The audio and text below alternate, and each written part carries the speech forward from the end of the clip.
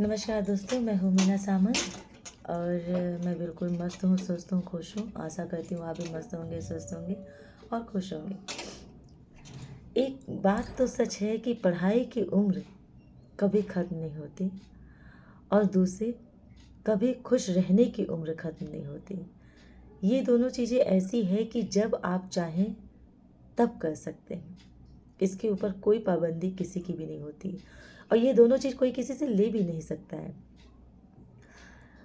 चाहे कोई जॉब करता हो, चाहे कोई हाउसवाइफ हो, दोनों में से कुछ भी हो।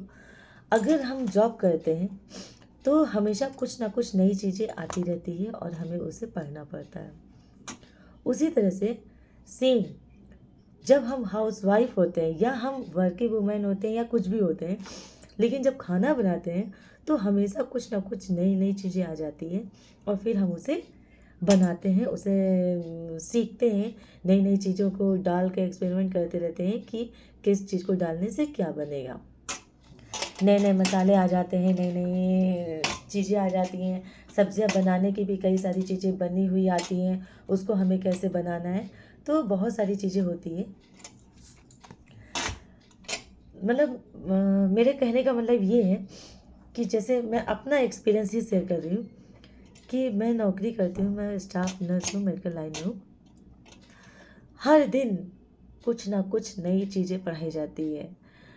अब वो क्या होता है कि ड्यूटी पे जाओ तो पढ़ो और घर पर आओ तो होमवर्क मिल जाता है, या फिर खुद को अच्छा स्टाफ बनाने के लिए, साबित करने के लिए हमें आगे मेहनत करना पड़ता है और कुछ घर से पढ़ के जाना पड़ता है या उसे हमें अच्छे से तैयार करके जाना पड़ता है।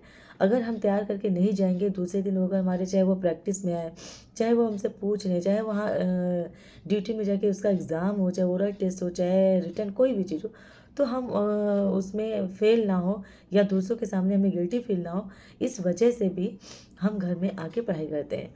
तो क्या है, हम पहले भी पढ़ते थे और अब भी पढ़ते हैं, पर मुझे नहीं लगता है कि पढ़ने से या मेहनत करने से या हमें नई चीज़ों को सीखने से पीछे हटना चाहिए। हमें जितना हो सके अपना उसमें इफ़ेक्ट डालना चाहिए। जब हम उसमें इफ़ेक्ट डालते हैं तो बहुत सारी नई नई चीज़ें हमें सीखने को मिलती है। जैसे मेरे वहाँ हॉस्पिटल में कुछ समय से ट्रेनिंग चल रहा है। पहले मतलब ऐसा नहीं है कि हम लोग एक डिप्लोमा होल्डर हैं, लेकिन फिर भी बहुत सारी चीज़ें ऐसी हैं जो हम लोग को नई नई चीज़ें बताई जा रही है, ट्रेनिंग चल रही है, नई चीज़ें पढ़ाई जा रही है। तो वहाँ पे जब जाओ तो कुछ पूछ बैठते हैं, तो नहीं जब बता पाओ या कुछ नई चीज़ें आई, नहीं समझ में आया, तो इंसल्ट फील होती है। तो जब वो कुछ पढ़ाते हैं वहाँ पे टीचर या डॉक्टर कुछ भी बताते हैं, तो लगता है कि उसको 3-4 चीज़ें और एक्स्ट्रा पढ़ के जाओ, ताकि जब वो कुछ पूछें तो हम अच्छा जवाब दे दें या एक्स्ट्रा बता सकें, या कुछ अपना नॉलेज हम उनको बता सकें कि हाँ मैंने पढ़ा है या मुझे इतना नॉलेज हुआ है। तो यकीन मानिए, मतलब मुझे तो ऐसा होता है कि मुझे बहुत खुशी होती है जब मैं कुछ चीज़ें बता लेती हूँ। मुझे लगता है आपको भी बहुत खुशी होती होगी जब आप कुछ बताते होंगे। अब मैं घर पे आई हूँ तो मुझे ऐसा फ़ील हो रहा है, आज क्या मुझे करीबन 20-25 दिन से ऐसा फ़ील हो रहा है कि जब मैं ट्रेनिंग करने जाती थी, पढ़ने जाती थी, जो मेरी दिनचर्या तब थी, उससे ज़्यादा दिनचर्या टफ़ ये है। वो समय था कि खाली हम गए, मम्मी-पापा के ऊपर डिपेंड रहते थे, मम्मी-पापा ने खाने का इंतज़ाम करना, सब कुछ करना, वो लोग करते रहते थे। हम गए, पढ़े, वहाँ का आए, होमवर्क किए, करने के बाद खाए-पिए, सो गए। कोई टेंशन नहीं, ना पैसे की चिंता, ना कमाने की चिंता, ना परिवार की, ना समाज की। पर अब क्या है कि जब मैं ड्यूटी करने जाती हूँ, सुबह उठ के जाती हूँ, तो मैं क्या, सभी लोग के साथ ऐसा होता होगा कि जब सुबह ड्यूटी करने जाओ, तो लगता है किचन का सारा काम करके जाओ, घर सारा साफ करके जाओ, कपड़े वगैरह सब करके जाओ, जो वहाँ पे पढ़ाया गया है, जो वहाँ पे ड्यूटी का जो चीज़ है वो भी सब माइंड में अपने लेके जाओ। फिर ड्यूटी पहुँचो, ड्यूटी में वहाँ पहुँचो, वहाँ बहुत सारी चीज़ें, घटनाएँ घटती रहती है, होता रहता है। हम हॉस्पिटल लाइन में थे इसलिए हॉस्पिटल की बात जानते हैं। हॉस्पिटल में तो हर दिन कुछ नया नया घटता ही रहता है। चाहे तो कोई कांड होता है, चाहे तो कोई पेशेंट आते हैं, चाहे तो पेशेंट के अटेंडेंट, कुछ ना कुछ बवाल होता ही रहता है। ये तो 100% श्योर है। वहाँ पे सामना करो, उसके बाद कहते हैं फिर जो चीज़ें वहाँ पे नई चीज़ें आती है उसको सीखो, उसको पढ़ो। फिर जब घर आओ थक हार के, फिर खाना बनाओ फिर टेंशन हो जाता है, अरे कल सुबह जाना, ये चीज़ें उन्होंने बताया, ये चीज़ें पढ़ के जाना है, फिर पढ़ाई में छूट जाओ। तो मुझको ऐसा लग रहा है कि वो लाइफ ज़्यादा अच्छी थी इस लाइफ से। बहुत मेहनत है, बहुत मेहनत है। अब मेडिकल लाइन में ही ऐसा है या किसी और डिपार्टमेंट में, किसी और डिपार्टमेंट का तो मैं उतना नहीं जानती, पर मेडिकल लाइन में तो खैर बहुत ज़्यादा होता है। अदर डिपार्टमेंट क्या होता है कि नई नई चीज़ें उतनी नहीं आती है, उतना वो पढ़ाई का एक सिस्टम चलता रहता है, तो कहीं ना कहीं माइंड में प्रिपेयर रहता है। लेकिन जब हम लोग मेडिकल लाइन में आते हैं, तो जब हम क्लिनिकल में आते हैं, तो हमारे जो थ्योरी होता है वो कहीं ना कहीं छूटने लगता है, वो वीक हो जाता है। फिर हमारे माइंड से वो सारी चीज़ें निकल जाती है, जाहिर सी बात है, मैं अपना ही शेयर एक्सपीरियंस कर रही हूँ, लेकिन ये सभी के साथ होता है कि अगर हम कोई कैनुला लगा रहे हैं, तो कैनुला के बारे में जब प्रोसीजर थ्योरी में पढ़े हुए होते हैं, और जब हम उसको क्लिनिकल में आके प्रोसीजर करते हैं, तो कुछ ना कुछ पॉइंट जो है वो चेंज हो जाता है। पूरा प्रोसीजर उस तरह से नहीं हो पाता है। ये तो कहने की बातें होती है कि इतने पेशेंट हैं और कर लें, सही से हो गया, बिल्कुल मुझे नहीं लगता है कि 100% ऐसा होता है। जहाँ तक मुझे पता है कि कभी स्टाफ की शॉर्टेज हो जाती है, कभी माइंड से स्लिप कर जाता है, कभी पेशेंट इतना क्रिटिकल आ जाता है कि हम लोग उस चीज़ को फॉलो नहीं कर पाते हैं। लगता है कि पहले पेशेंट को बचाओ, उसके बाद बाकी चीज़ें सारी बात की है। तो कहने का मतलब ये है कि ज़िंदगी हमेशा स्ट्रगल ही करने का नाम है।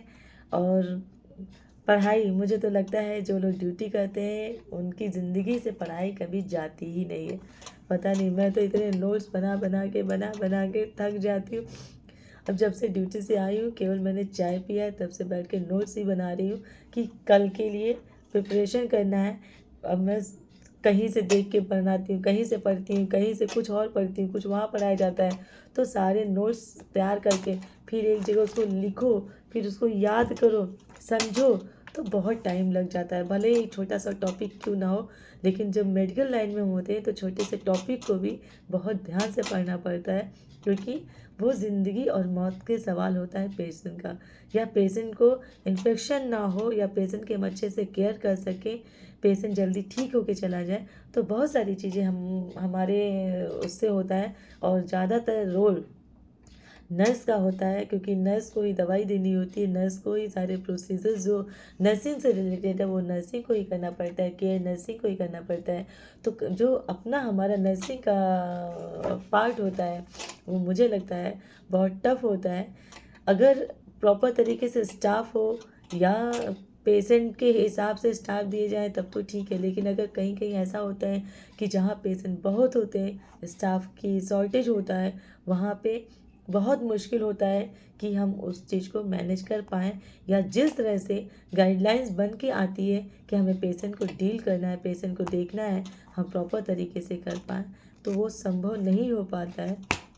तो मैं तो बिल्कुल एक चीज़ को कहना चाहती हूँ, इस चीज़ को अपनी वीडियो के माध्यम से, जो मैंने एक्सपीरियंस हासिल किया है, या जो मैं झेलती हूँ, या जो मैंने देखा है अभी तक, या जो होता आया है।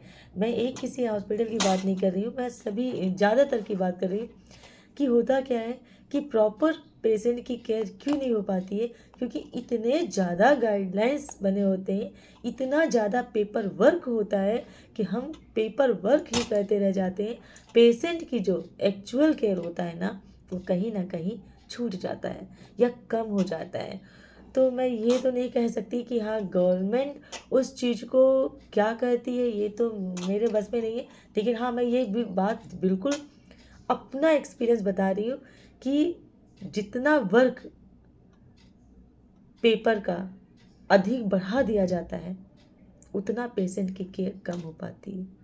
अब कोई भी गवर्नमेंट, कोई भी संस्था जो मेडिकल की होती है, मैं मेडिकल की बात कर रही हूँ, उसकी जो होती है वो प्रॉपर तरीके से वो ये चेक नहीं करते हैं कि जहाँ पे हॉस्पिटल है या जो कुछ भी है, वहाँ पे जितने पेशेंट हैं उतने स्टाफ, जितने मतलब महीने में पेशेंट साल में आते हैं, उतने स्टाफ नर्स हैं या नहीं है। सर्वे करते हैं, चेक करते हैं, पता नहीं किस तरह से आके चेक होता है कि उन्हें ये डाटा ही नहीं पता चल पाता है कि पेशेंट कितने हैं, उसके अकॉर्डिंग वहाँ पे स्टाफ नर्स है कि नहीं है। मैं किसी एक हॉस्पिटल का नाम नहीं ले रही हूँ, मैं हर लगभग जगह की मैंने यही बात कही है।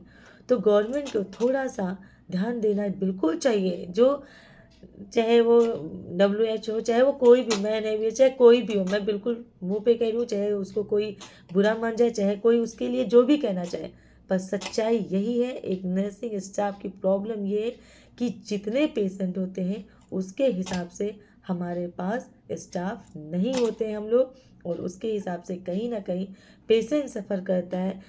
कोई भी जो डॉक्टर होते हैं हॉस्पिटल, वो नहीं चाहते हैं कि इतने ज़्यादा पेपर हो, लेकिन ऊपर से इतने पेपर बना के, इतने नियम बना के भेजे जाते हैं कि हॉस्पिटल को भी उस गाइडलाइंस को फॉलो करना पड़ता है, लेकिन उसमें कहीं ना कहीं 100% पेशेंट सफ़र करता है। ये बिल्कुल सच है। चाहे तो इस चीज़ का सर्वे करा के देख लें, चाहे तो इस चीज़ को कुछ भी करा के देखें कि क्या ये बात सच है कि नहीं है। तो मेरा कहना है कि जहाँ एक पेपर की ज़रूरत हो वहाँ एक पेपर में ही काम होना चाहिए, ना कि उसमें 10 पेपर अटैच कर देना चाहिए। 10 एक चीज़ के लिए 10 पेपर को भरने के लिए बोलना चाहिए। आप किसी पेशेंट को अगर 4 दे रहे हो, उसको आप 50 पेपर फिल करने के लिए दे रहे हो, तो 50 पेपर पहले आदमी करेगा, ना कि पहले वर्क करेगा। पेशेंट से अगर हम काम नहीं करते हैं तो भी कहीं ना कहीं हम प्रॉब्लम में फंसते हैं, और अगर हम रिटर्न नहीं करते तब भी कहीं ना कहीं हम प्रॉब्लम में फंसते हैं। तो एक नर्स के लिए बहुत बड़ी समस्या होती है 100% कि पेशेंट की केयर फिर कम हो जाती है और पेपर वर्क ज़्यादा हो जाता है, क्योंकि पूरी दुनिया में ये कहावत है कि अगर आपका रिटर्न मजबूत है तो आप सब जगह से बच जाओगे। ऐसा कहते हैं, ऐसा कोड भी मानता है, ऐसा सब कुछ मानते हैं, प्रूफ मांगते हैं। तो आदमी क्या करेगा? पहले पेपर वर्क करता है अपने आप को बचाने के लिए। मैं वो सच्चाई बता रही हूँ जो होता है। मैं ये नहीं कह रही हूँ कि ऐसा सभी लोग होता है, सभी जगह ऐसा, तो मैं बिल्कुल नहीं कह रही, लेकिन ये होता है। इस बात को गवर्नमेंट को ध्यान में रखना चाहिए। उसके हिसाब से किसी भी चीज़ को इतना लेंदी नहीं बना देना चाहिए कि उससे मेन चीज़ से हम हट के और अदर चीज़ों पे चले जाएं। मैं इसी से संबंधित एक और चीज़ें डालूंगी, वीडियो डालूंगी, केवल इसी नर्सिंग की प्रॉब्लम से रिलेटेड वीडियो डालूंगी।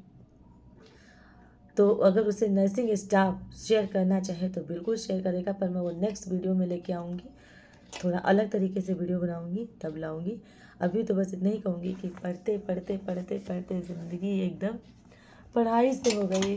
अब मन करता है काश वो समय ही आ जाता जब हम स्कूल कॉलेज में हुआ करते थे, जब हम ट्रेनिंग किया करते थे, तो ना ये टेंशन थी ना कुछ थी, घर में आते थे आराम से रहते थे। अब तो सुबह पढ़ो, दोपहर पढ़ो, शाम को आओ पढ़ो, हर घड़ी पढ़ो, नोट्स बनाओ, बाकी ज़िंदगी जैसे लग रहा है बिल्कुल एकदम बेकार हो गई है। पर्सनल लाइफ कुछ है ही नहीं। ये मेरे लिए नहीं, सभी के लिए। फालतू बातें भले लग रही होगी सबको, लेकिन ये फालतू बातें बिल्कुल नहीं है, ये सच्चाई है। मैं एक वीडियो बनाऊंगी केवल नर्सिंग की प्रॉब्लम से, जो नर्स को प्रॉब्लम क्रिएट होता है, जो वो झेलती है, पर इस चीज़ को कोई भी सुनने के लिए तैयार नहीं होता है। तो इसी के साथ मैं अपना वीडियो करती हूँ बंद। अगर आपको लगे कि मैं गलत कह रही हूँ तो आप बहुत से लोग जाके सर्वे करें, हॉस्पिटल में जाके पता करें कि क्या मैं गलत कह रही हूँ, या नर्सिंग से पूछें कि क्या ये बात सच नहीं है। तो लेती हूँ आप लोगों से विदाई इस वीडियो में, और नेक्स्ट वीडियो में मिलती हूँ। तब तक के लिए गुड नाइट। मेरी बातों को ध्यान रखिएगा। मैं बिल्कुल चाहती हूँ कि गवर्नमेंट तक ये बात जाए और गवर्नमेंट को पता चले कि जो इतने रूल्स रेगुलेशन और जो इतने सारे पेपर वर्क अगर वो देते हैं तो उसके हिसाब से स्टाफ प्रोवाइड कराएं, और चेकिंग करें कि क्या जिस संस्था में, जिस हॉस्पिटल में ऐसा उन्होंने गाइडलाइंस दिए हैं सारे, क्या वहाँ पर ऐसी प्रॉब्लम नहीं आ रही है जो मैं बोल रही हूँ? अगर नहीं आती हो तो बताएं। बहुत रेयर किसी हॉस्पिटल में ऐसा होता होगा जहाँ प्रॉब्लम नहीं आती है। मैं ये सभी नर्सिंग के लिए बात कर रही हूँ, ये केवल अकेले के लिए नहीं बात कर रही हूँ। तो चलिए करती हूँ वीडियो बंद। बहुत तेज आ रही है नींद, अभी तक खाना भी नहीं बनाया। पढ़ाई पढ़ाई पढ़ाई पढ़ाई पढ़ाई। Good night.